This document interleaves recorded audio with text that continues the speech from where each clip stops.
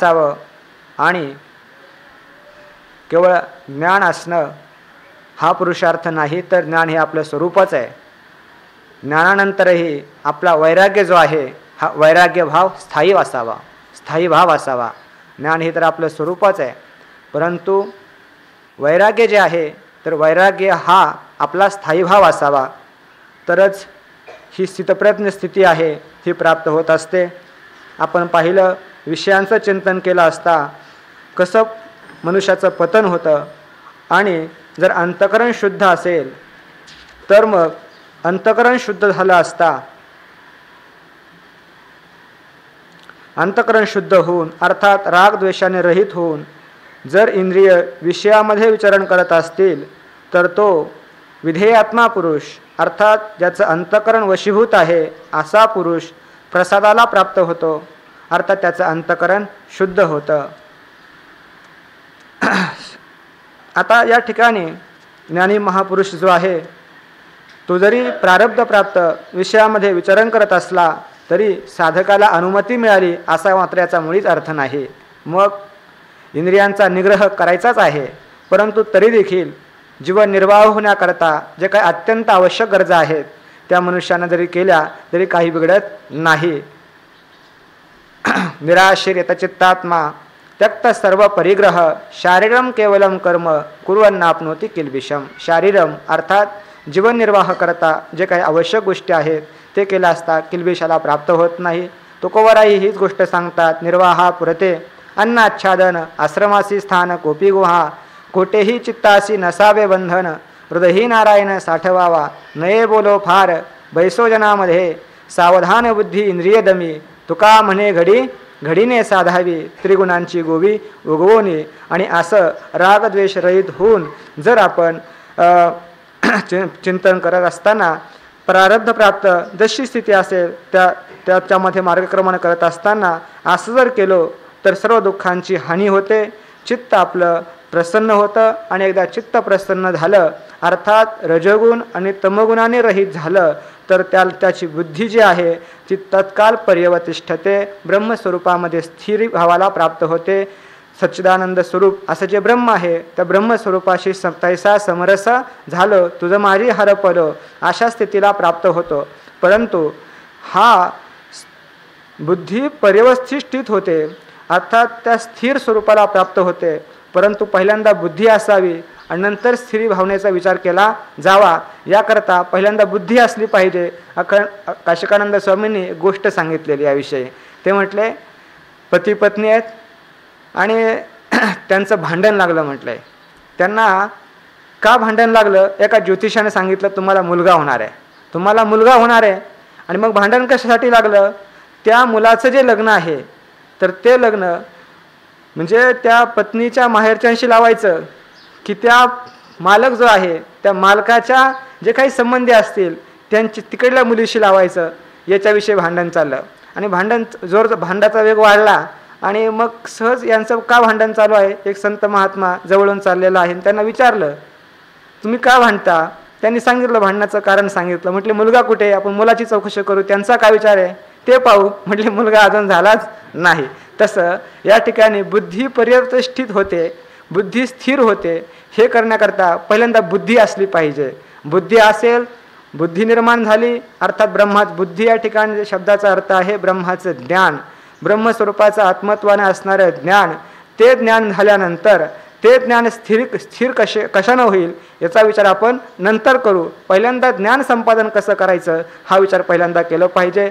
भांडण करण्याच्या आधी पुत्रच झाला नाही तर पुत्राविषयी भांडण, त्याच्यात लग्न जे आहे कोणाकडल्या व्यक्तींशी लावायचं याचा विचार काय आहे नंतर आहे. पहिल्यांदा बोधरूपी पुत्र हा निर्माण झाला पाहिजे आणि नंतर मग तो बोध स्थिर झाला पाहिजे. हा विचार आपण नंतर करू की कशानं स्थिर राहिला हा बोध. बुद्धी स्थिर राहिली, इंद्रिय स्थिर राहिली, इंद्रियांचा निग्रह झाला म्हणजे हा बोध स्थिर राहील. हा विचार आपण नंतर करू. पण पहिल्यांदा बोध निर्माण झाला पाहिजे, ज्ञान उत्पन्न झालं पाहिजे. बुद्धीच्या ठिकाणी ज्ञान उत्पन्न झालं पाहिजे. मग ते ज्ञान उत्पन्न कशानं होईल, काय केलं असतं ज्ञान उत्पन्न होतं, हा विचार या श्लोकामध्ये सांगितलेला आहे. किंवा दुसरं अवतरण देत असताना की जर त्याचं अंतकरण शुद्ध झालं नाही, अर्थात अंतकरणाचा प्रसाद प्राप्त झाला नाही किंवा जीवब्रह्म ऐक्य ज्ञान प्राप्त झालं नाही. आपण प्रसाद शब्दाचे अर्थ पाहिले की अभिन्ना या सेवा चित्तम याची भरेल, जेव्हा माझा प्रसाद दान तेव्हा संपूर्ण झाला. संपूर्ण प्रसाद अर्थात कोणता आहे? जीवब्रह्म ऐक्य ज्ञान हा संपूर्ण प्रसाद आहे. आणि हा प्रसाद जर प्राप्त झाला नाही तर त्या पुरुषाची कशी हानी होते, कसा ऱ्हास होतो, याचा विचार ह्या 2 श्लोकामध्ये केला गेलेला आहे. असं हे अवतरण दिलेलं आहे. नास्ति बुद्धी न अस्ति बुद्धी ही अयुक्तस्य न च अयुक्तस्य भावना न च अभावयतः शांती अशांतस्य कुतः सुखम. श्लोकाचा सरळ अर्थ असा आहे, अयुक्तस्य बुद्धी न अस्ति अयुक्तस्य च अयुक्तस्य भावना न, त्याचप्रमाणे अभाव च अभावयतः शांती न, आणि मग अशांतस्य सुखम कुतः, अशांतस्य कुतः सुखम, अशांत पुरुषाला सुख प्राप्त होईल का? अशांत पुरुषाला सुख प्राप्त होणार नाही, असा श्लोकाचा सरळ सरळ अर्थ आहे. अयुक्तस्य बुद्धी न, अयुक्त पुरुषाच्या अंतकरणामध्ये बुद्धी उत्पन्न होत नाही. बुद्धी शब्दाचा अर्थ आचार्यांनी करत असताना बुद्धी नाम आत्मज्ञान, आत्मावगम अर्थात आत्मज्ञान असा केलेला आहे. त्या पुरुषाला अयुक्त पुरुषाला बुद्धी प्राप्त होत नाही, अर्थात अयुक्त पुरुषाला आत्मज्ञान प्राप्त होत नाही. ज्याची इंद्रिय जी आहे ताब्यात नाहीत त्याला ज्ञान प्राप्त होत नाही. अयुक्त जो आहे, अयुक्त पुरुषाला ज्ञान प्राप्त होत नाही, तर हा अयुक्त पुरुष 2 ठिकाणी अयुक्तस्य बुद्धीनं, अयुक्त पुरुषाला ज्ञान प्राप्त होत नाही आणि अयुक्त पुरुषाला भावनाही प्राप्त होत नाही. अयुक्त पुरुषाला भावना प्राप्त होत नाही, अयुक्त पुरुषाला ज्ञानही प्राप्त होत नाही. पण पहिल्यांदा अयुक्त पुरुष कशाला म्हणायचं, अयुक्त पुरुषाचा अर्थ काय, काशिकानंद स्वामींनी विचार केलेला आहे. अयुक्त कशाला म्हणायचं, तर अयुक्त यामध्ये म्हणजे नाही आणि युक्त, तर अयुक्त युजुर योगे असे धातू आहे. युजुर योगे आणि युजुर समाधव असे 2 अर्थ आहेत. योग आणि समाधी असे 2 अर्थ कशाचे आहेत? योग शब्दाचे 2 अर्थ आहेत. एक आहे योग आणि दुसरा आहे समाधी. अर्थात योग शब्दाचा अर्थ आहे जोडणं, परमात्म्याला जोडणं हा योग शब्दाचा अर्थ आहे. आणि समाधी अर्थात अंतकरणाची स्थिरता किंवा परमात्मा स्वरूपामध्ये स्थिती होणं, याला काय म्हणतात? समाधी. समाधी शब्दाचा अर्थ समाधी आहे किंवा परमात्मा स्वरूपामध्ये स्थिती होणं, अंतकरणाची स्थिरता प्राप्त होणं, हा दोन्ही अर्थ समाधी शब्दानं आपण चिंतन करू शकतो. मग आता अयुक्तपण मनाचे, अयुक्तेची सर्वस्वदान दुःखाचे आपण पाहिलं तर काही श्लोक आहे, अयुक्तस्य बुद्धी न, अयुक्त पुरुषाला बुद्धी नाही.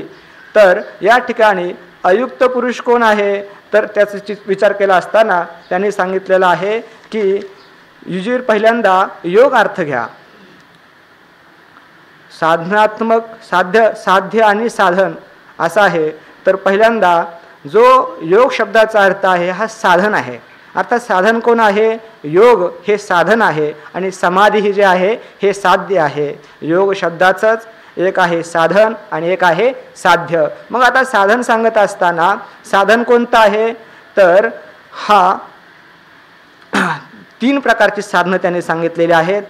पहिल्यांदा साधन सांगितलेलं आहे अभ्यास योग, अष्टांग योग आणि श्रवण मननादी साधनं. तर या साधनांच्या द्वारा जी साध्यात्मक असणारी समाधी, साध्यात्मक असणारी शांती ती प्राप्त करून घ्यावायची आहे. साधनाच्या द्वारा साध्य प्राप्त करून घ्यावायचं आहे. एकच योग शब्द आहे. पहिला अर्थ केला युजीर योगे अर्थात जोडणं, जोडणारा परमात्म्याला जोडणारी साधनं कोणती आहे, तर अष्टांग योग, अभ्यास योग किंवा श्रवण मननादी साधनं. या साधनांच्या द्वारा काय प्राप्त करून घ्यावायचं आहे, साध्यात्मक असे असणारं जो योग अर्थात समाधी, अंतकरणाची स्थिरता. अष्टांग योगादी साधनांच्या द्वारा, अभ्यासाच्या द्वारा, त्या अभ्यासाचंही स्वरूप योग सूत्रामध्ये सांगितलेलं आहे. कसा अभ्यास किंवा 8व्या अध्यायामध्ये सांगितलेलं आहे, अभ्यास युक्तेनं चेतसा नान्यगामिना. अभ्यास योग चेतसा चित्त अन्यगामिना न होणं, अन्य ठिकाणी न जाणं, याला काय म्हटलेलं आहे, अभ्यास योग म्हटलेला आहे. किंवा अष्टांग योग या किंवा श्रवण मननादी जे काही साधनं आहेत, तर या साधनांच्या द्वारा काय प्राप्त होतं, त्या समाधीमध्ये देखील एक जे आहे अंतकरणाची स्थिरता, अंतकरणाची स्थिरता प्राप्त होते या साधनांच्या द्वारा. आणि ती स्थिरता किंवा आत्मज्ञान निष्ठा जी आहे तर ही निष्ठा प्राप्त होत असते. तर अयुक्तस्य, तर अशा अयुक्त पुरुषाला, असा जो अयुक्त पुरुष आहे, अर्थात हा अयुक्त पुरुष कोण आहे?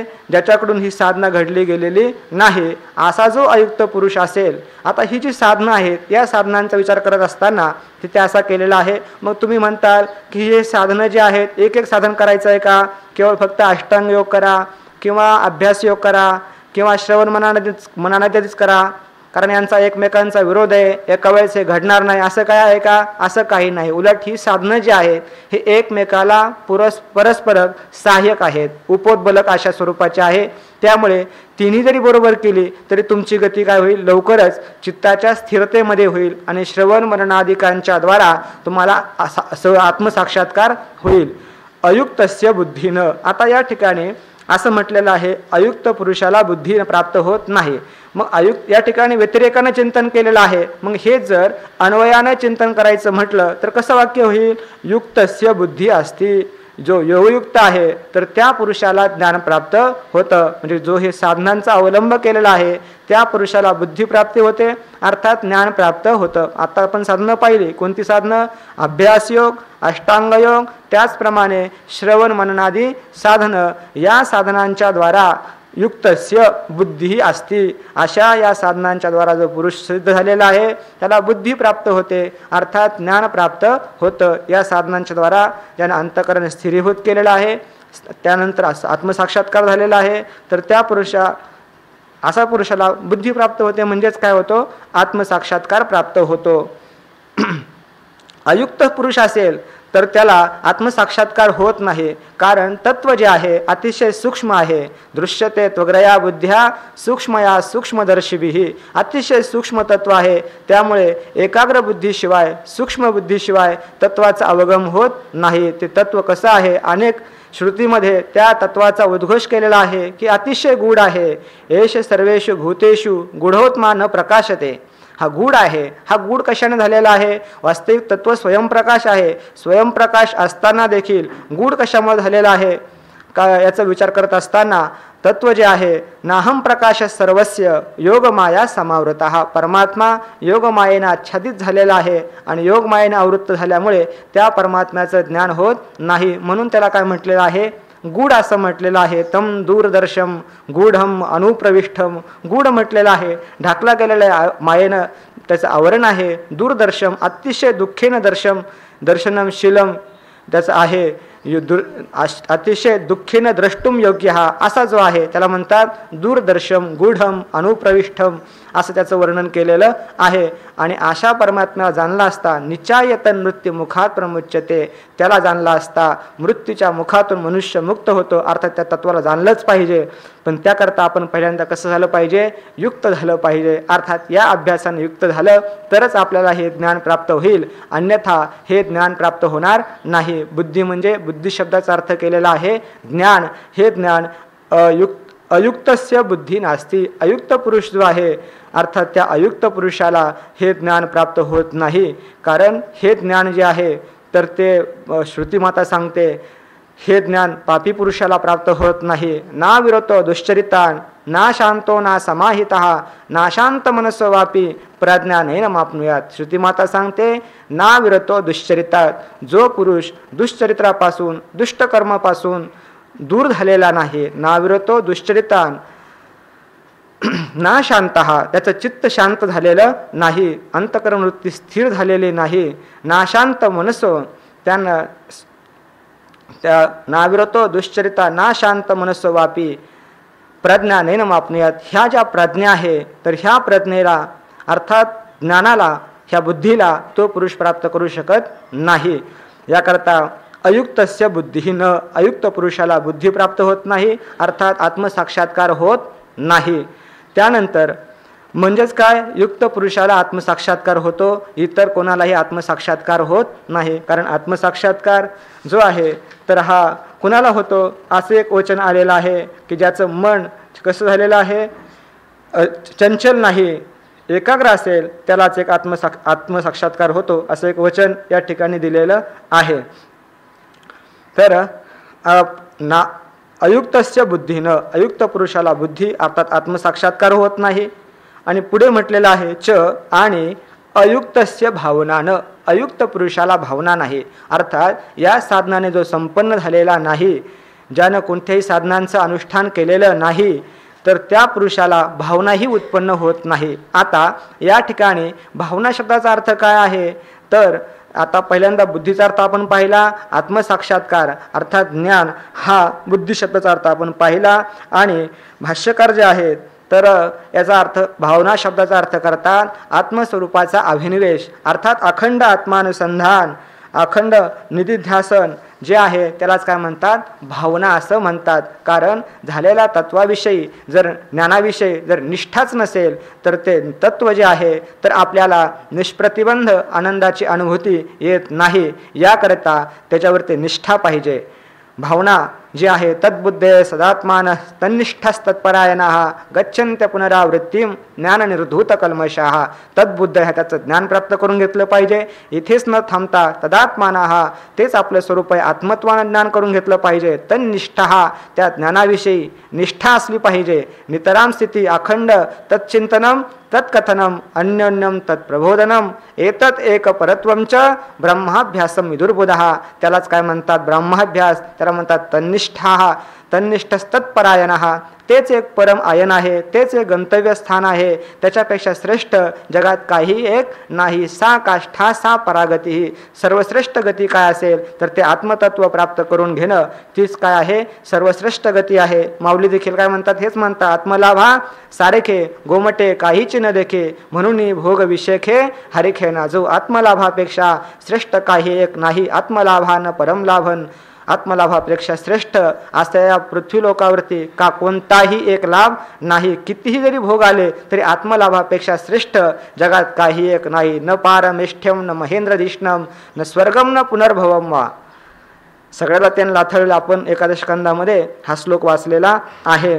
तर अयुक्तस्य भावनानं, अयुक्त पुरुष असेल तर त्या पुरुषाच्या अंतकरणामध्ये भावना नाही. अर्थात जे झालेलं ज्ञान आहे तर त्या ज्ञानाविषयी निष्ठा ही निर्माण होत नाही. त्याकरता अयुक्तस्य पहिल्यांदा योगयुक्त झालं पाहिजे. आणि हे जे ज्ञान आहे केवळ कानावचनाची भटी सरिसाची पै किरीटी वस्तू होऊनी उठी कवनू एकूजो. असा कुणीतरी एखादा विरळा पुरुष असतो की त्याला तत्व ऐकल्यानंतर अहम ब्रह्मास्मीची वाणी एक वेळ पडता कानी अविद्या निद्रा गेली पळोनी तत्क्षणी जागी नला. असा कोणीतरी एखादा विरळा पुरुष असतो. मग सामान्य इतर जे साधक आहेत त्यांना मात्र काय करावं लागतं, पुन्हा विचार दुसरं श्रवण करावं लागतं. मन निधिध्यासन अखंड तत्परायणवर होऊन जर त्यानं पुन्हा निधिध्यासन केलं तर त्याला काय होतं, पुढे आत्मसाक्षात्कार होतो. आणि जर अयुक्त पुरुष असेल तर त्याच्या अंतकरणामध्ये भावनाही उत्पन्न होत नाही. कारण तत्व जे आहे त्याच्याविषयी पुन्हा जरी आपण श्रवण केलं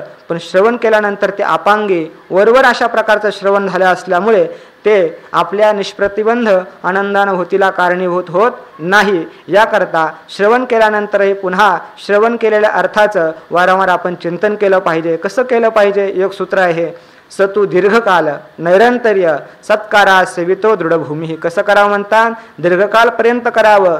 त्याचप्रमाणे त्यामध्ये निरंतरता असावी. अखंड निरंतरता म्हणजे आ सुप्तेर मृते कालम नयेत वेदांत चिंतया. आ सुप्ते म्हणजे झोपेतून उठल्यापासून तर झोपेत जाईपर्यंत आणि जन्माला आल्यापासून तर मरेपर्यंत याला म्हणतात निरंतरता, अखंडितता. आ सुप्तेर मृते कालम नयेत वेदांत चिंतया.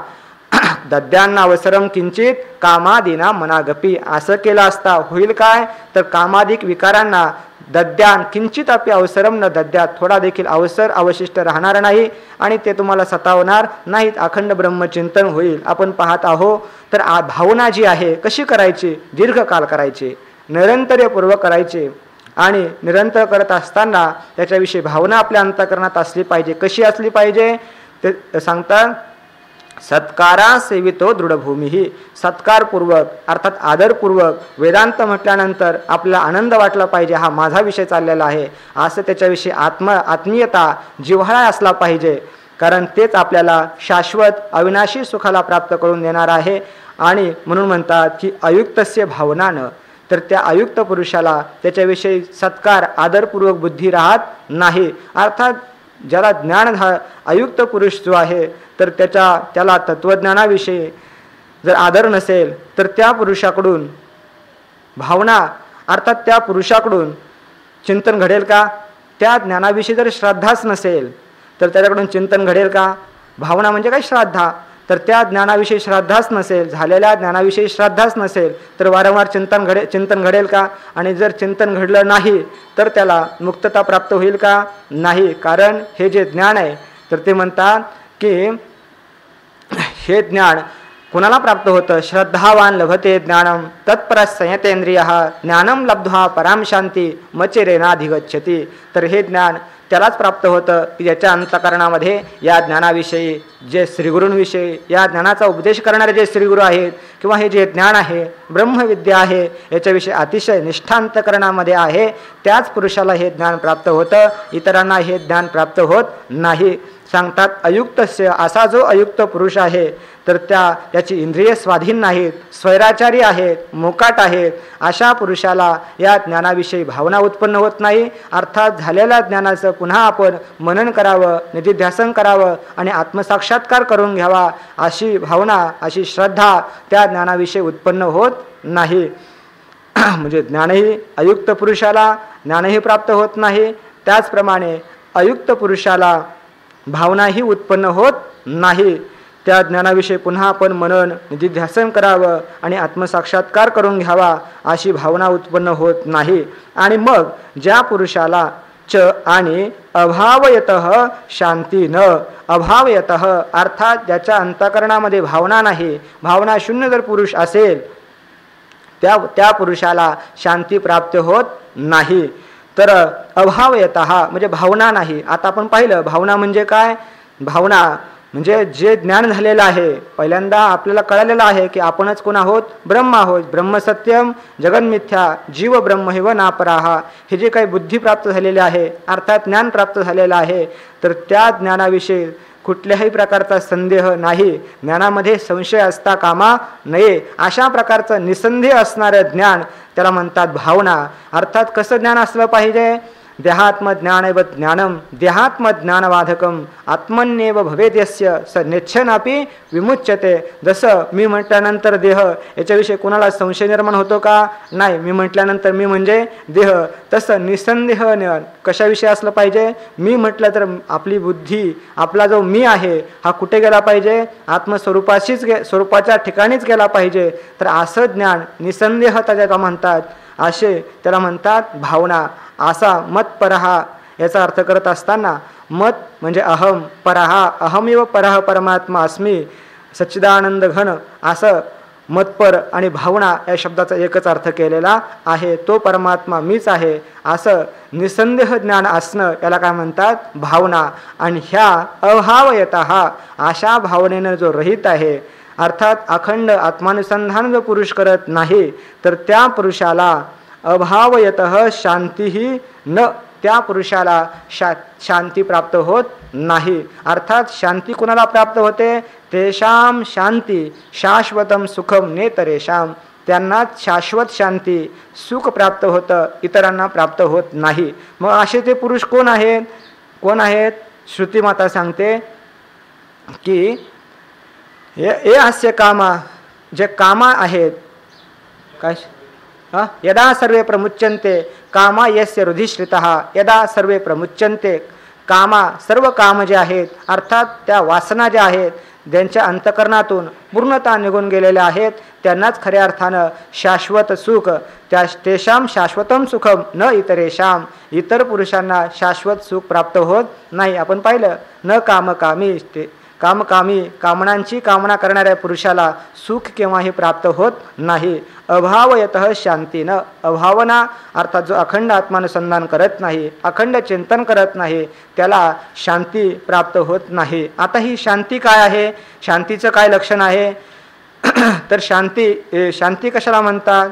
शम तनोती ती शांती. त्याच्यामध्ये शम नाम सुखम, तनोती विस्तारे, तनु विस्तार आहे, याच्यामध्ये सुखाचा विस्तार आहे, आनंदाचा विस्तार आहे, त्यालाच काय म्हणतात खऱ्या अर्थानं शांती असं म्हणतात. माऊली व्याख्या काय करतात शांतीची? तेवी गुळवणी ज्ञेयाते ज्ञाता ज्ञानही मागवते, हरपे नृत्य ते शांती पैगा, नेयाला गिळून तेवी ज्ञाता ज्ञानही मागवते. म्हणजे संपूर्ण त्रिपुटीचा काय होतो, निराश होतो. संपूर्ण त्रिपुटी जे आहेत ह्या त्रिपुटी मावळल्या जातात आणि मग आवाजची जी काही स्वरूपस्थिती अवशिष्ट राहते आणि त्या ठिकाणी जे असतं हरपे नृत्य ते शांती पैगा, त्यालाच खऱ्या अर्थानं शांती असं म्हणतात. आणि ही शांती तेव्हाच प्राप्त होते जेव्हा अखंड चिंतन करेल, अर्थात त्याला बुद्धी प्राप्त होईल. बुद्धीच्या द्वारा पुढे भावना आणि भावनेनं पुढे काय होते, शांती प्राप्त होते. अर्थात ही शांती कशानं प्राप्त होते, आत्ता आपण पाहिलं.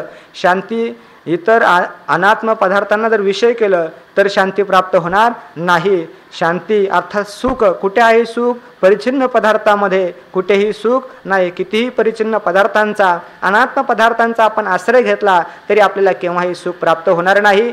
कारण सुख जे आहे, सुख परमात्मा व्यतिरिक्त कुठेही सुख नाही. सुखरूप आहेसा दुजा कोणी सांगा, माझ्या पांडुरंगा सारिखा तो, किंवा योवय भूमा तत्सुखम नाल्पे सुखम असती. जो भूमा आहे, व्यापक आहे, त्याच ठिकाणी खऱ्या अर्थाने सुख आहे. परिच्छिन्न पदार्थांमध्ये कुठेही सुख नाही.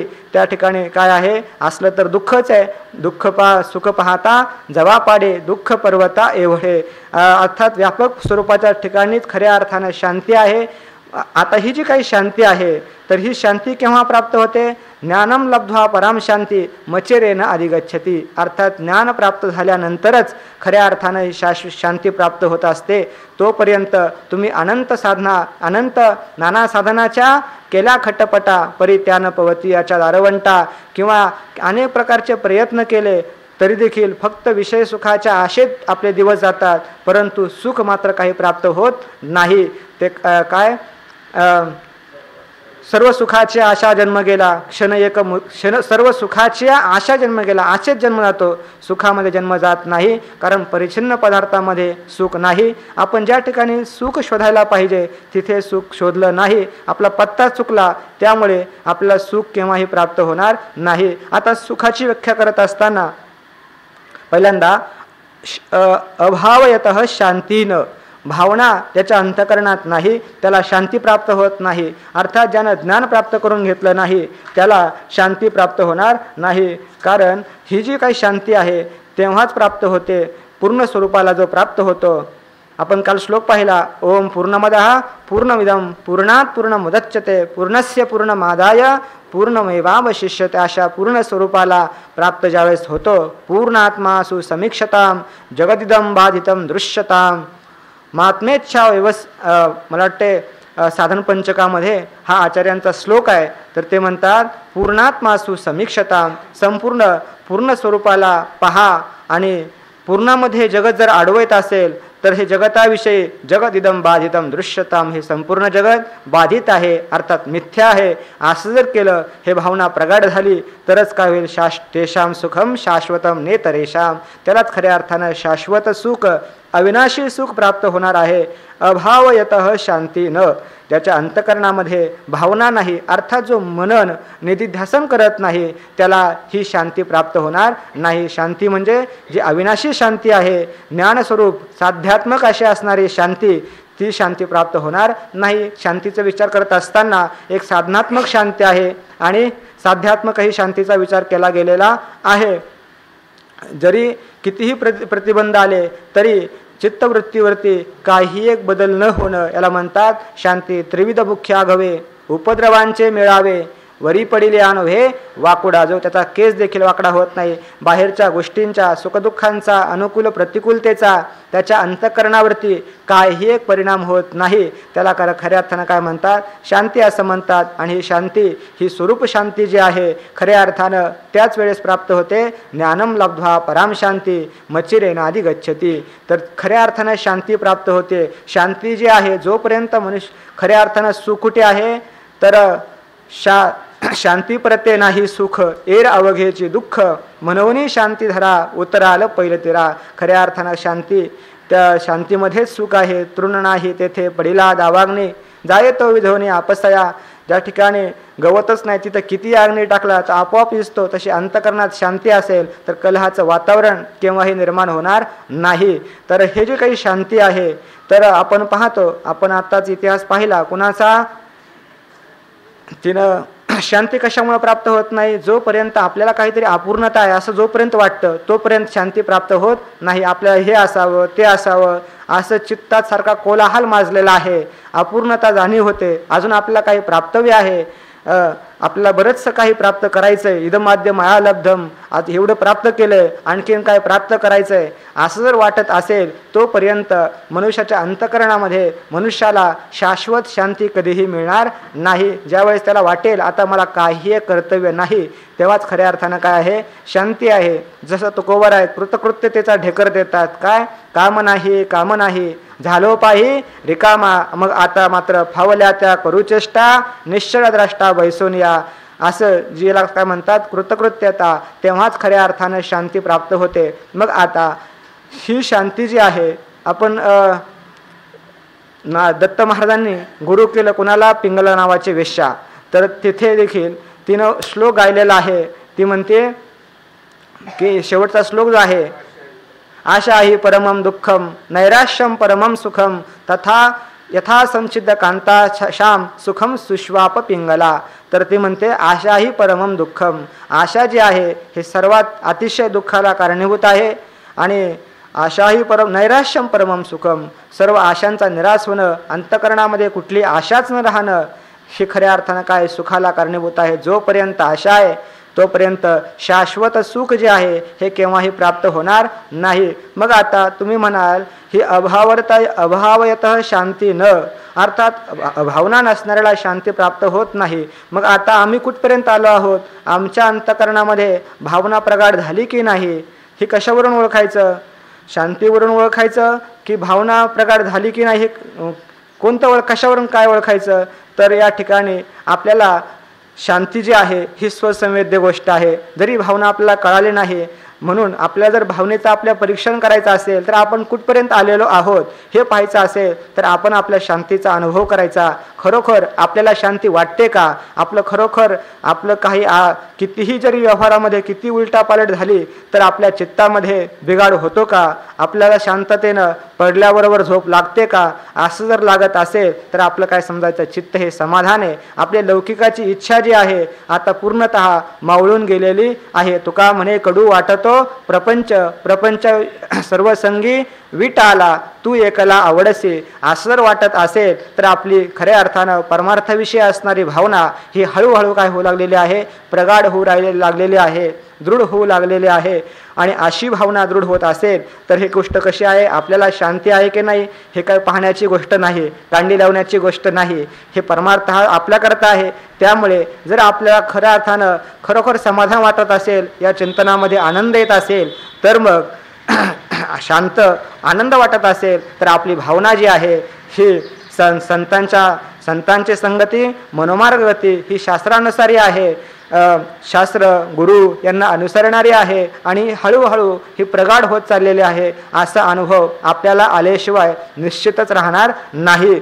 तर अभावयतः शांतीनं म्हणजेच कार्यावरून कारणाचं काय करायचं? अनुमान करायचं. जर आपल्याला खरोखर शांत वाटत असेल, कशाचंही बाह्य हाच न झकवे येणे आकारचित्र, कितीही आकारचित्र पुढं आले असले अनुकूल, कितीही पुढे आले, माम गृहानं इमाम जसं त्या नचिकेताच्या समोर अनेक प्रकारचे प्रलोभन आले, किती जे नही दृश्यालभ्य निया मनुष्य, मृत्यूलोकातील मनुष्यांना कधीही प्राप्त होणं शक्य नाही असे प्रलोभन त्या यमराजानं नचिकेताला देऊ केले. पण तो म्हणतो नैता न वित्तेन तर पण यो मनुष्य, तू किती दिले बाबा तरी देखील हे भोग कसे आहेत?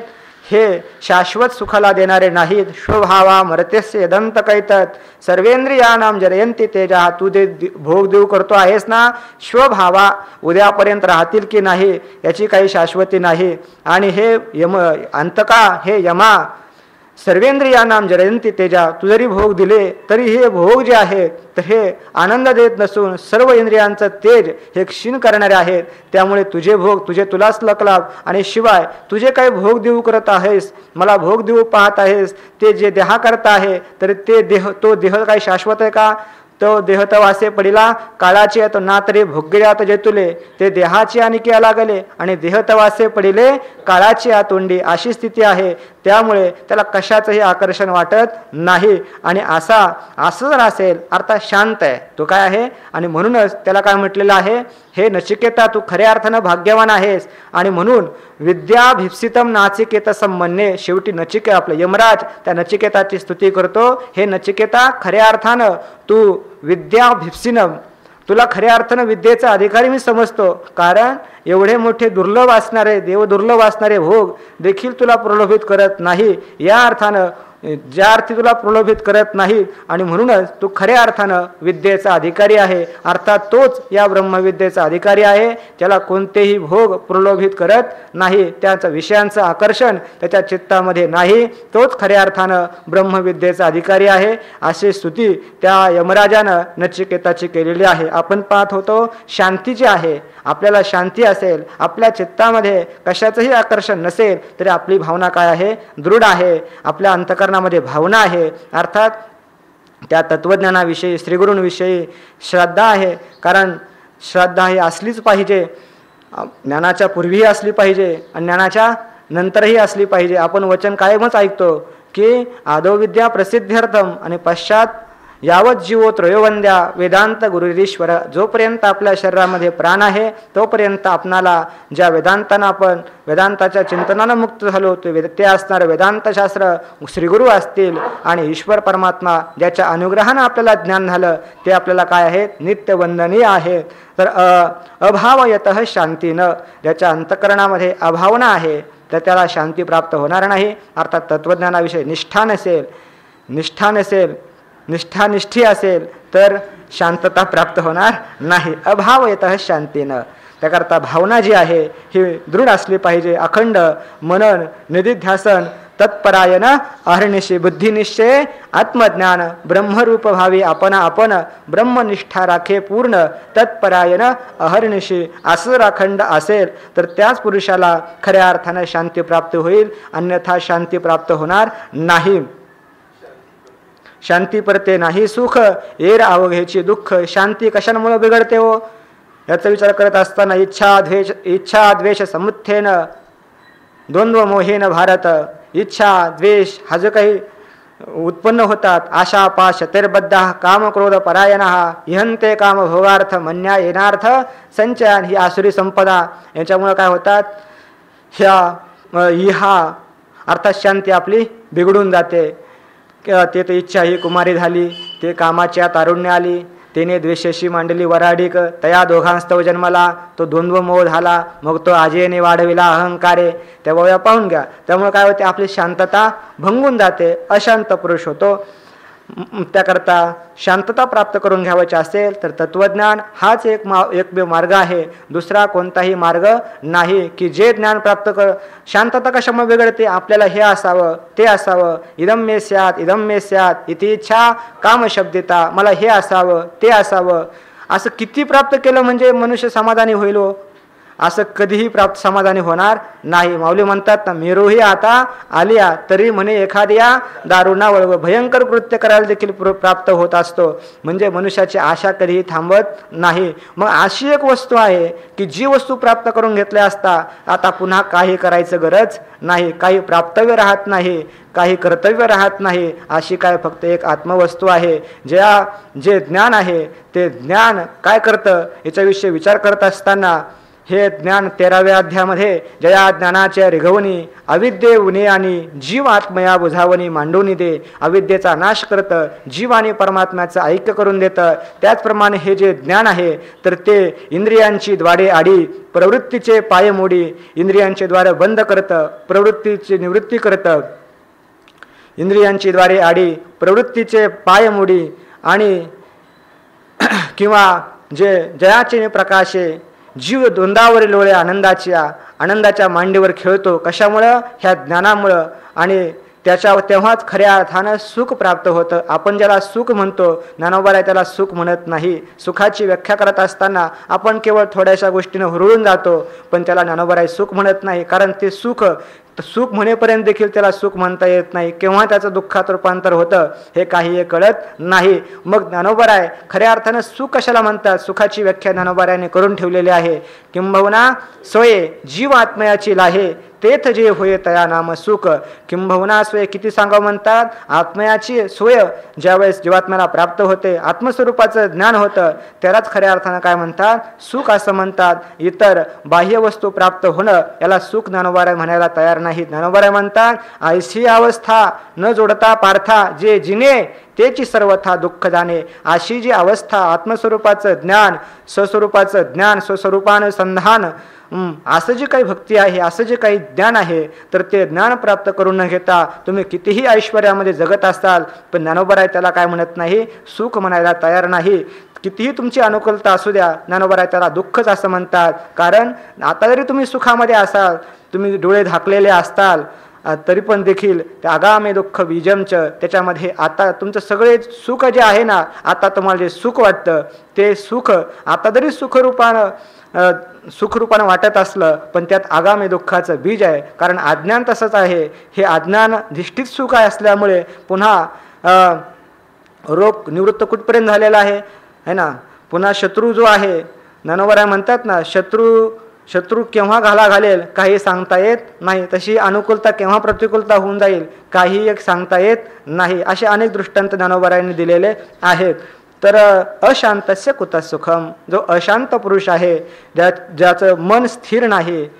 कारण मन स्थिर असणं अतिशय महत्त्वाचं आहे. चित्ताच्या तळमळे चंदनही अंगपोळे. आपण पाहिलं, चित्त स्थिर नसेल तर चंदन जर कितीही लेप लावला तरी देखील त्याला समाधान, शांततेने झोप देखील येत नाही. आणि ह्या चित्ताचा परिणाम शरीरावर होत असतो. कारण मनाचा आणि शरीराचा अतिशय संबंध आहे. मग तुकोबराय म्हणतात, खवळलिया कामक्रोधी अंगी भरती आधी व्याधी. हे कामक्रोध आणि चित्त जे आहे हे शांत राहत नाही. आणि अशांतस्य असे कामक्रोध उत्पन्न झाले की मग अंगी भरती आधी व्याधी. शरीरामध्ये आपल्याला आधी अर्थात मानसिक रोग जडतात आणि व्याधी म्हणजे शारीरिक रोग देखील जडतात. अर्थात मनाचा परिणाम हा शरीरावर होत असतो. त्याला व्यावहारिक दृष्टीनेही सुख प्राप्त होत नाही आणि आध्यात्मिक दृष्टीनेही त्या पुरुषाला केव्हाही सुख प्राप्त होणार नाही. सुखाचा एकमेव हाच मार्ग आहे की त्यानं काय करावं? आत्मज्ञान संपादन करावं. इहलोकातील भोग असो किंवा परलोकातील भोग असो, तर हे सगळ्या भोगांचा परित्याग करावा.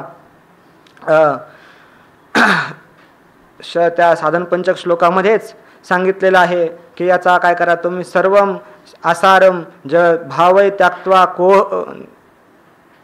त्यक्त्वा भावय कोहम. मी इति विचारम, आसार असणाऱ्या जगताचा विचार सोडून, जगत आसार आहे असा विचार करून, कोहम भावय, मी कोण आहे असा तुम्ही विचार करा.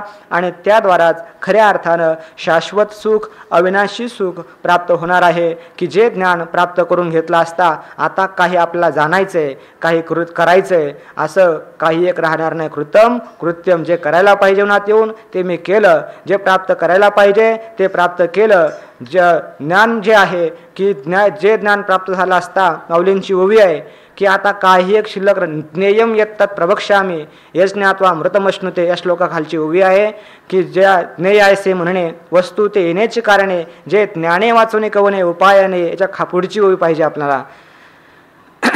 तर जे जाणितले आवरवते काहीची करणे नाही जेथे, जाणण्याची तन्मयाते आणि जयाते. जे जाणल्यानंतर आता काही कर्तव्य राहत नाही. की जाणल्यानंतर आता तन्मयाते अर्थात तत्स्वरूपतेला संपूर्ण त्रिपुटी मावळून अमात्र अशा स्वरूपाला हा साधक प्राप्त होतो. आणि तेव्हाच खऱ्या अर्थानं शाश्वत सुख प्राप्त होतं. त्याला अखंडित प्रसन्नता, काल आपण म्हटलं की अखंडित प्रसन्नता आथी जेत चित्ता. अखंडित म्हणजे कधी कशानं खंडित होत नाही. देशकाळे वेदानुवादा ज्या सुखाची न करवे मर्यादा. कालची वय आठवली आता. देशकाळे वेदानुवादा ज्या सुखाची न करवे मर्यादा, त्या सुखाची सुखसंपदा मद्भक्त सदा सेविते.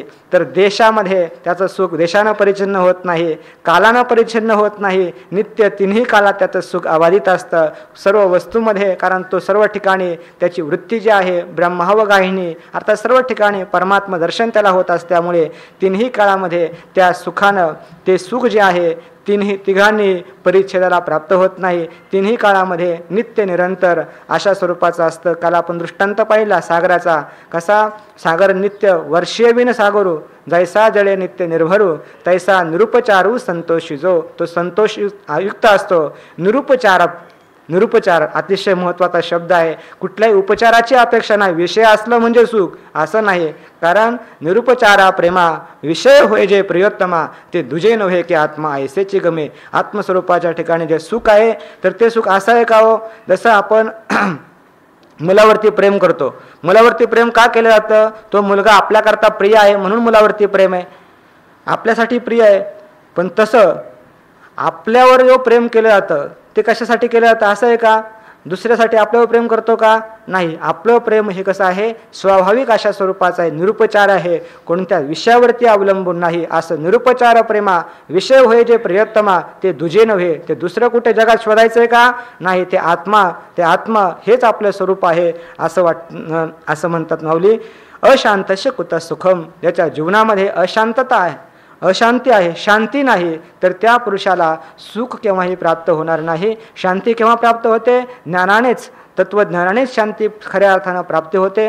ज्यावेळेस पूर्ण आशा आकांक्षा पूर्णपणे मावळून जातील त्यावेळेस शांती ज्ञान होईल, शांतता प्राप्त होईल आणि त्याच वेळेस खऱ्या अर्थानं सुख प्राप्त होईल. अन्यथा सुखाभास मध्ये तुम्ही जीवन जगताल आणि पुन्हा जरी तुम्हाला जे आता आपण ज्याला सुख म्हणतो व्यावहारिक दृष्टीनं, पण ते सुख आहे का? नाही. कारण त्या सुखाचा विचार करत असताना ते सुख माऊलीने कसं म्हटलेलं आहे?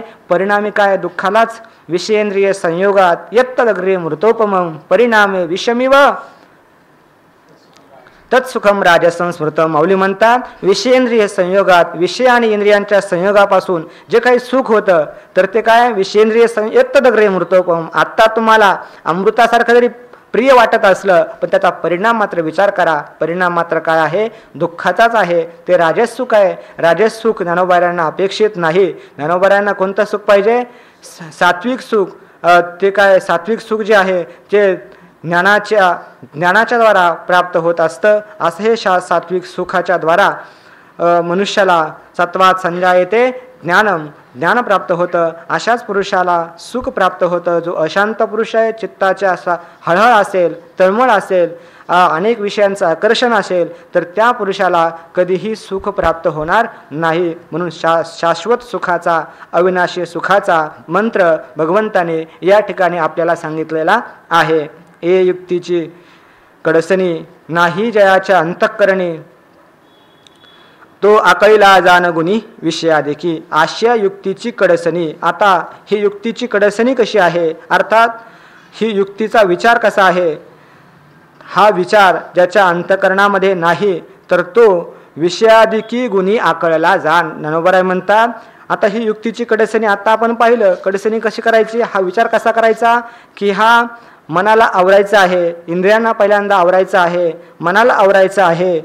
तर असं आणि राग द्वेष होऊन आपण व्यवहार करायचा आहे. व्यवहार करत असताना अंतःकरणात राग द्वेष असता कामा नये. असं जर केलं, अशी कडसणी अर्थात असा विचार ज्याच्या अंतःकरणामध्ये नाही तर तो विषयाधिकी गुणी आकळीला जाण. विषयाधिक जे गुण आहेत अर्थात विषयाधिक शब्दस्पर्शादी जे विषय आहेत तर त्या शब्दस्पर्शादी गुणी, गुणसूत्र दोरी आहे ना, गुण म्हणजे अर्थात दोरी जी आहे तर त्या शब्दाधिक विषयांनी त्या दोरींनी मनुष्य आकळला जातो अर्थात बांधला जातो. असं दोरीने फिट्ट बांधलं जातं तसं हा पुरुष देखील शब्दादी विषयांनी आकळला जातो अर्थात शब्दादी विषयांकडे आकर्षित होतो. आपण पाहिलं की हे शब्दस्पर्शादी विषय माणसाला कसे तोडतात. यासाठी भगवंताने आपलं कितव्या अध्यायामध्ये पहा, एखाद्या स्कंदामध्येच गेला श्लोक की जिव्हये कर्षतो, म्हणजे एखादी सवत असावी, एक पुरुष असावा, बहुय गिह पतिम लुनंती, त्याला अनेक पत्न्या असाव्यात आणि एकटा पुरुष असावा. तर जशी ते एकीकडे वळत असते त्या पुरुषाला, तशी ही जी इंद्रिय आहे तर हे इंद्रिय देखील शब्द एकीकडे ओढतो, रस एकीकडे ओढतो इंद्रियांना. असे हे विषय एकीकडे सारखे ओढतात आणि मग कशी स्थिती होते ते आपण आपलं पाहून घ्या. जिव्हा रसाकडे वरी कृष्णाशिरती सुखाची गोडी ते चरफडी रमावया, त्याच्या खालच्या ओव्यात नाथबाबांनी लिहिलेल्या आहेत. या युक्तीची कडसणी नाही जयाच्या अंतकरणी, तो आकळला जाण गुणी विषयादी गुणांनी तो आकळला जातो, अर्थात बांधला जातो, विषयांकडे आकर्षित होतो. तया स्थिरबुद्धी पार्था कही नाही सर्वथा, आणि स्थैर्याची आस्था तेही नुपजे. तर त्या पुरुषाला स्थिर बुद्धी, हे पार्था, हे अर्जुना, त्या पुरुषाला कही नाही सर्वथा म्हणजे मुळीच, कधीही नाही, कही नाही, हे अर्जुना, त्या पुरुषाला मुळीच केव्हा देखील ही जी स्थिर बुद्धी आहे, ही स्थिर बुद्धी केव्हाही प्राप्त होणार नाही. इंद्रिय जर आवरलीच नाही तर स्थिर बुद्धी प्राप्त होईल का? स्थिर बुद्धी प्राप्त होणार नाही. ज्यानं आत्मज्ञान संपादन केलं नाही त्याची त्याच्या ज्ञानाविषयी मननामध्ये किंवा निधिध्यासनामध्ये प्रवृत्ती होईल का? प्रवृत्ती होणार नाही. आणि स्थैर्याची आस्था तेही नुपजे, आणि आपल्या आस्था जी आहे तर तीही स्थिर बुद्धी उत्पन्न होणार नाही, आणि स्थैर्याची आस्था जी आहे तर ती आस्था देखील ती उत्पन्न होणार नाही. परमार्थामध्ये आस्थेला अतिशय महत्त्व आहे. कारण माऊली म्हणतात, हे ज्ञान जे आहे नका का उपजेना, परंतु त्याच्याविषयी जर आस्थाच नसेल त्या ज्ञानाविषयी तर ज्ञान त्याला केव्हाही प्राप्त होणार नाही. काय ज्ञान उभे?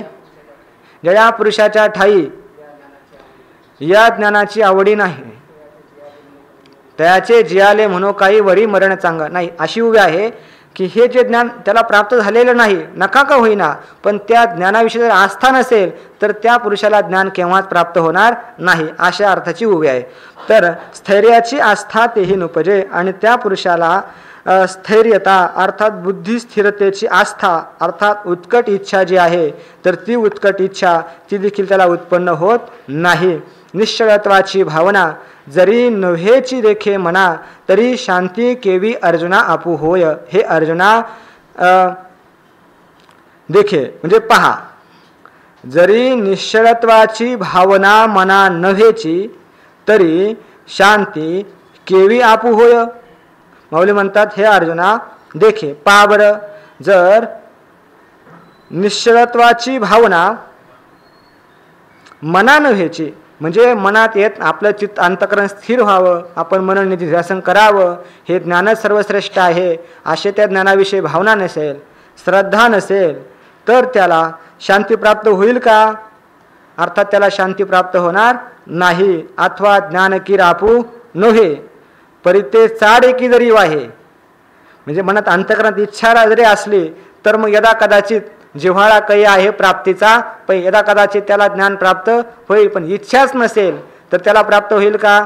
त्याला प्राप्त होणार नाही. हे आत्मतत्व कुणाला प्राप्त होतं? श्रुतीमाता सांगते की जो त्याला वरतो, काय मंत्र आहे त्यालाच, हे यम एव एष वृणते तेन लभ्य तस्यैष आत्मा विवृणते तनुं स्वाम. आत्मतत्व गूढ आहे, दुर्दर्श आहे, सूक्ष्म आहे, ठीक आहे, पण मग कोणालाच प्राप्त होत नाही का?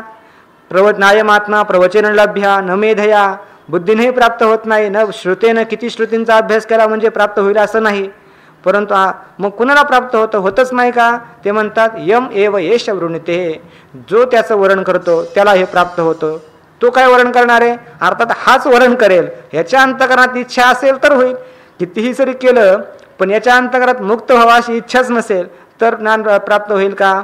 तर ज्ञान प्राप्त होणार नाही. म्हणून माऊली म्हणतात, अर्जुना पहा, जर निश्चळत्वाची भावना मना नव्हेची, अंतकरणात आपलं अंतकरण बुद्धी स्थिर व्हावी, आपल्या अंतकरणामध्ये बोध दृढ व्हावा अशी कल्पना जर मनात येत नसेल तर त्या पुरुषाला शांती प्राप्त होईल का? शांती प्राप्त होणार नाही. व्यवहारातही जर चित्तवृत्ती स्थिर नसेल तर त्या पुरुषाला आनंद होत नाही. सारखं चित्त चंचल असेल, अनेक प्रकारचं हे करायचंय ते करायचंय असं असेल तर शांतता समाधान प्राप्त होत नाही. व्यावहारिक आहे, परमार्थिक दृष्टीने आपण दोन्ही प्रकारे पाहिलेलं आहे. आणि जेथ शांतीचा जिव्हाळा नाही तेथ सुख विसरोनी न दिगे काही, जैसा पापियांच्या ठाई मोक्षून वसे. माऊलीने दृष्टांत दिला. दृष्टांत पण सिद्धांतच आहे. माऊली म्हणतात जैसा पापियांच्या ठाई मोक्षून वसे, पापी पुरुषांच्या ठिकाणी मोक्ष राहत नाही, अर्थात पापी पुरुषाला मोक्ष कधी प्राप्त होत नाही. त्याप्रमाणे त्याप्रमाणे जेथ शांतीचा जिव्हाळा नाही, तेथ सुख विसरोनी कही न रिगे. माऊली म्हणतात जसं पापी पुरुषाच्या ठिकाणी पापी पुरुषाला मोक्ष प्राप्त होत नाही, तसं ज्या ठिकाणी शांतीचा जिव्हाळा नाही, शांतीचा ओलावा नाही, तर तिथे मोक्ष सुख चुकून देखील प्राप्त होत नाही. सुख जे आहे चुकून सुद्धा विसरोनी म्हणजे चुकून सुद्धा कही न रिगे त्या ठिकाणी प्रवेश करत नाही. पापी पुरुषाला कधीही ज्ञान प्राप्त होत नाही. मग ज्ञान कोणाला प्राप्त होतं? येशाम त्वंतगतम पापम जनानाम पुण्यकर्मनाम. ज्यांचं अंतगतम पापम, ज्यांचं पुण्यकर्म आहे, ज्यांचं पाप नाहीश झालेलं आहे, त्यांनाच ज्ञान प्राप्त होतं. त्यांचीच भगवत भक्तीमध्ये रुची निर्माण होते, इतरांची रुची निर्माण होत नाही. एक श्रुती वचन देखील आहे, ते ज्ञानम उत्पद्यते तेषां क्षयात पापस्य कर्मणः. त्यांना ज्ञान प्राप्त होतं की ज्ञानम उत्पद्यते पुंसाम, त्या पुरुषाला ज्ञान उत्पन्न होतं तेव्हा क्षयात पापस्य कर्मणः, पापस्य कर्मणः क्षयात तेषां पुंसाम ज्ञानम उत्पद्यते. त्या पुरुषाला पाप कर्माचा क्षय झाला असता ज्ञान प्राप्त होतं. तो पाप आहे तोपर्यंत ज्ञान प्राप्त होत नाही. जसं पाप असेल तर ज्ञान पाप्यांच्या ठाई मोक्ष नवसे. पापी पुरुषाला मोक्ष प्राप्त होत नाही, अर्थात मोक्ष कुणाला प्राप्त होतो? पुण्यवान पुरुषालाच प्राप्त होतो. पुण्याचा आणि मोक्षाचा काय आहे? संबंध आहे. तसं याही ठिकाणी देखील शांतीचा आणि सुखाचा काय आहे? संबंध आहे. जेथे शांतीचा जिव्हाळा नाही तेथे सुख नाही, आणि ज्या ठिकाणी शांती आहे त्याच ठिकाणी काय आहे? खऱ्या अर्थानं शाश्वत अशा प्रकारचं सुख आहे. आता मोक्ष जो आहे, मोक्ष काही गाव आहे का एखादं? मोक्ष काही गाव नाही. मग देवापाशी अभंग आहे तुकोबरायांचा, नाही देवापाशी मोक्षाचे गाठोडे आणूनी निराळे द्यावे हाती. दुरून कुठून आणायचे आणि बाबा घे तुला मोक्ष, असं आहे का? नाही. मग या ठिकाणी काय करावं लागते? आपल्यालाच करावं लागते. उद्धरेद आत्मनात्मानम नात्मैव अवसादेत. आपणच आपला उद्धार केला पाहिजे, कारण उद्धार जर नाही केला तर आपणच आपला शत्रू आहोत आणि आपणच आपला मित्र आहोत. एकेच आत्महनो जनाहा. जे कोणी आत्मघातकी पुरुष आहेत की ज्यांनी आत्मस्वरूपाला जाणलेलं नाही, असे घातकी पुरुष आहेत. याकरता या ठिकाणी मोक्ष कसा प्राप्त होतो? तुकोबाराय सांगतात काय? इंद्रियांचा जे वासनेचा क्षय, संकल्पाही वरी नये मन, या नावे अद्वैत खरे ब्रह्मज्ञान. किंवा नाही देवापाशी मोक्षाचे गाठोडे आणोनी निराळे द्यावे हाती. हा अभंग पूर्ण ऐकुणाचा पाठ. आणोनी निराळे द्यावे हाती. इंद्रियांचा जे वासनेचा क्षय, निर्विषय कारण असे तेथे, तर मन कसं झालं पाहिजे? निर्वासन निरीच्छ असं झालं तर काय होईल? आपोआप ज्ञान प्राप्त होत असतो. मोक्ष म्हणजे काही लोकविशेष अशा स्वरूपाचा नाही. भिद्यते हृदयग्रंथी, हृदयग्रंथीचा छेद हाच काय खऱ्या अर्थानं मोक्ष आहे. भिद्यते हृदयग्रंथीश छिद्यन्ते सर्व संशयः क्षीयन्ते चास्य कर्माणि तस्मिन् दृष्टे परावरे. तर देखे आता ह्या पुरुषाला पहा म्हणतात की ह्या अशांत पुरुषाला सुख प्राप्ती कधी घडेल? असं घडलं तर असं घडेल, असं कधी घडणार नाही. आणि अशांत पुरुषाला सुख केव्हाही प्राप्त होणार नाही. ते सांगतात देखी अग्नी माझे घापती, ती बीजे जरी विरडती तरी अशांता सुखप्राप्ती घडू शके. देखे म्हणतात पहा, अग्नी माझी बीजे घापती. अग्नीमध्ये बीज टाकले आणि मग ते टाकलेले बीज भाजले जातात आणि भाजल्यानंतर ते जरी विरडती, तर त्याचं विरुडते रूह वाढणे, ते जर विशेष रूपाने वाढले गेले असं घडेल का? असं घडणार नाही. तसं म्हणतात तरी अशांता सुखप्राप्ती घडू शके. असं जर घडलं तर जो अशांत पुरुष आहे तर त्या पुरुषाला सुखाची प्राप्ती घडेल. असंही घडणार नाही तर अशांत पुरुषाला सुख केव्हाही प्राप्त होणार नाही.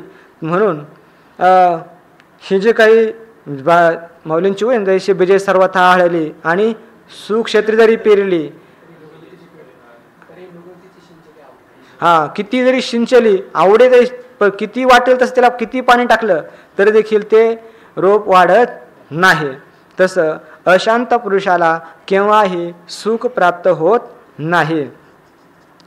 ज्ञानाच्या अभावामध्ये सुख प्राप्त होत नाही. आपण पाहिले शांतीची व्याख्या, देवी गिळोनी ज्ञायाते. खऱ्या अर्थात ज्ञान झाल्यानंतरच खऱ्या अर्थानं सुख प्राप्त होतं, की जे ज्ञान प्राप्त करून घेतलं असता आता काही करायचं नाही, काही जाणायचं नाही, की जे केल्यानंतर सगळं काही झालं. म्हटले ना की काय जे म्हणजे श्रुतीत वचन आहे असं काय आहे की जे जाणलं असता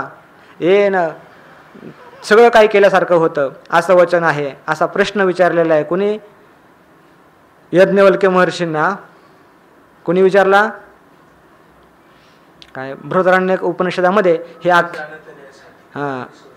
जे जाणितल्यासाठी काढून संसाराची काठी बैसवून पाठी मोक्षश्रेयच्या सिंहासनावर अधिष्ठित होतो ह्या ज्ञानाच्या द्वारा. आणि मगच खऱ्या अर्थानं सुखाची प्राप्ती होत असते.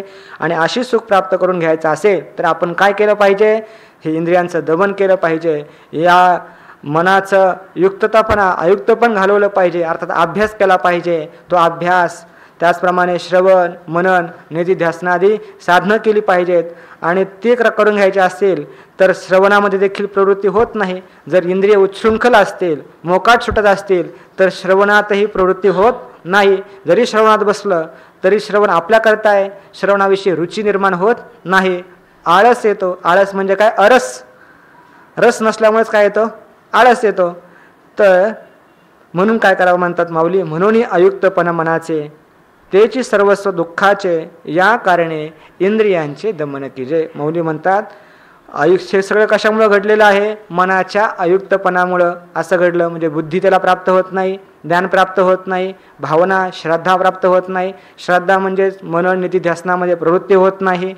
आणि असं जर मनन निधिध्यासन केलं नाही त्याला शांती प्राप्त होत नाही. आणि अशांत पुरुष असेल, इच्छापूर्ण व्यावहारिक इच्छा मावळल्या नसतील तर त्याला सुख प्राप्त होत नाही. म्हणजे सगळे हानी आपल्याला भोगावी लागली. याला कारण काय आहे? अयुक्तपण मनाचे. मग आता तेच सर्वस्व जाणं दुःखाचे. माऊली म्हणतात म्हणून मनाचे अयुक्तपण तेची दुःखाचे सर्वस्व. दुःखाचं सर्वस्व काय असेल तर मनाचं अयुक्तपणा, मन ताब्यात न ठेवणं, मन स्वैर सोडणं, मनाला मोकळेपणा देणं, हेच काय सगळ्या दुःखाला कारणीभूत आहे.